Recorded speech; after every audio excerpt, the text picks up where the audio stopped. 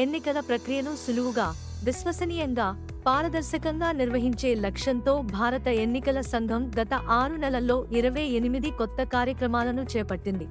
వీటిని 6 భాగాలుగా విభజించారు.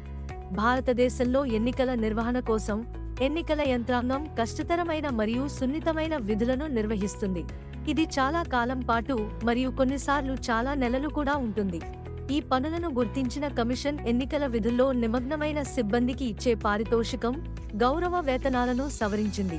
చివరిసారిగా 2014 మరియు 2016 మధ్య పెద్ద సవరణ జరిగింది.